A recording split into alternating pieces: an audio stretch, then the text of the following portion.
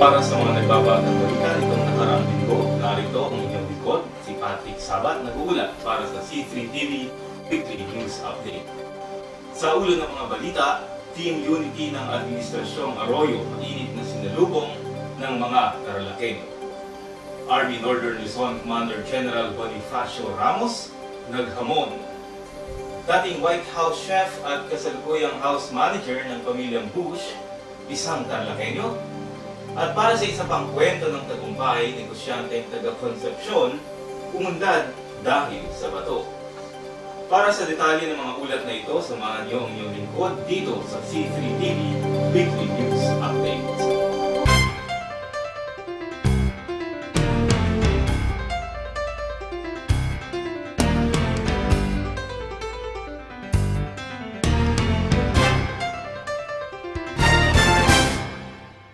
Naranasan ng 9 na miyembro ng Team Unity ang init ng sikat ng araw kasabay ang mainit na pagtanggap ng mga Tarlaqueño nang pumunta sila sa lungsod ng Tarlac noong 8 ng Marso upang personal na kumustahin ang kanilang mga taga-suporta at iba pang mamamayan ng Tarlac.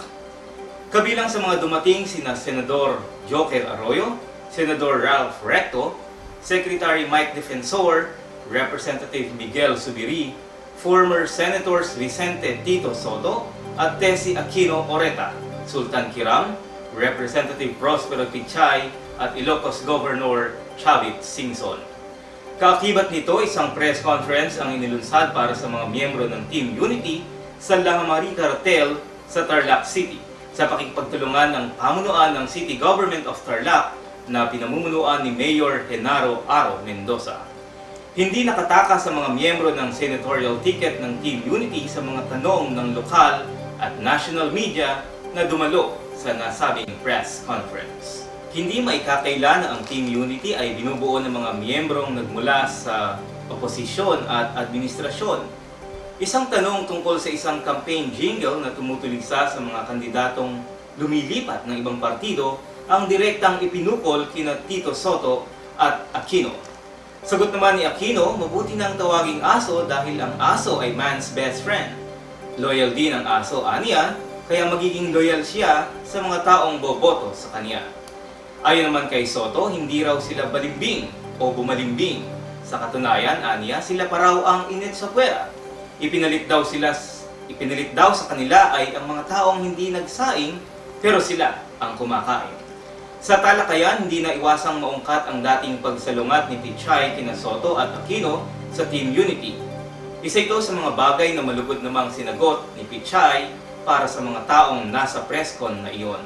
Paliwanag ni Pichay, noong unay hindi niya matanggap na maging kasama ang mga taong nag-rally upang pabagsakin ang Pangulong Arroyo.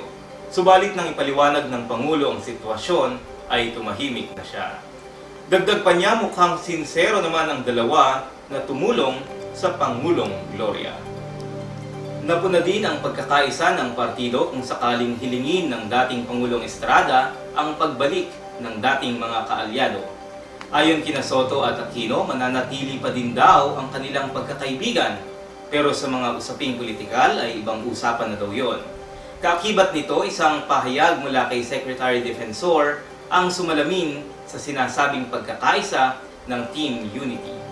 Sa isang eksklusibong pakikipanayam ng C3 TV kay Secretary Defensor, nilinaw niya ang mga usapin sa nakaraang SWS survey tungkol sa mga senatoriables, ang pagpapalabas ng statement ng US Embassy tungkol sa mga extrajudicial killings, at tungkol sa paglagda ng Pangulo sa anti-terror bill. Pagkatapos ng press con sa La Maharica Hotel, nagtungo ang Team Unity sa Tarlac State University upang maipahayag ang kanilang mga plataforma at hangarin sa nalalapit na eleksyon. Ginanap ang isang maiksing programa sa University Gymnasium kung saan isa-isang ipinakilala ang mga kasapi sa Team Unity. Isa sa mga plataforma nila ang pagtutok sa edukasyon at dahil sa malaking populasyon ng nasabing pamantasan ay kwalipikado ng bumoto o pilit nilang kinuha ang simpatya ng mga taong dumalo sa nasabing programa. Muling bumalik naman ang Team Unity kasama ang Pangulong Gloria Macapagal Arroyo nitong nakaraang linggo sa mga bayan ng Concepcion at Capas upang mangampanya. Sa Capas ay pinungunahan ng Pangulong Arroyo ang inauguration ng Capas Food Terminal. Pinangunahan din niya ang inauguration ng Colonel Jesus Lapus Memorial Sports Complex sa bayan ng Concepcion. Sa loob ng sports complex na ito ay hinikayat ni Governor Jose Yap ang mga nakikinig na huwag bumoto sa mga kasapi ng United Opposition sapagkat wala di umanong mahihita ang mga tao dito. Ayon sa gobernador ay mas makikinabang daw ang mga botante sa mga kandidato ng Pangulong Arroyo sapagkat bilang Pangulo ng Bansa ay maaari niyang ibigay ang mga hiling ng taong bayan. Ang sinabing ito ng gobernador ay labis namang ikinasama ng loob ng mga kandidatong nasa oposisyon sa Tarlac. Pangunahin na rito ang abogadong si Roberto Sacramento ng bayan ng Concepcion.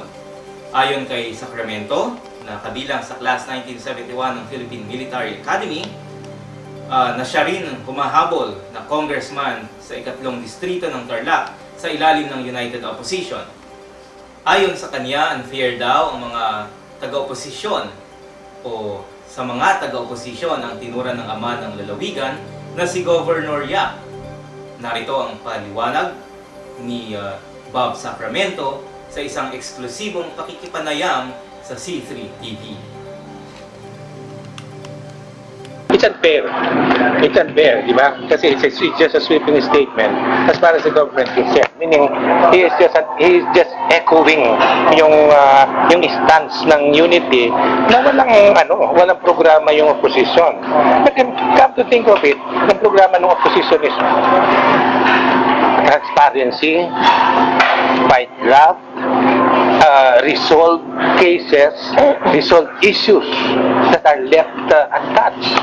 Talking about fertilizer scam, talking about Garcia scam, the Garcia situation, all of these things, if corrected, would result to better image for the Philippines na no nonsense yung natin, yung treatment natin dito sa mga issues na ito, which are really very vital, di ba?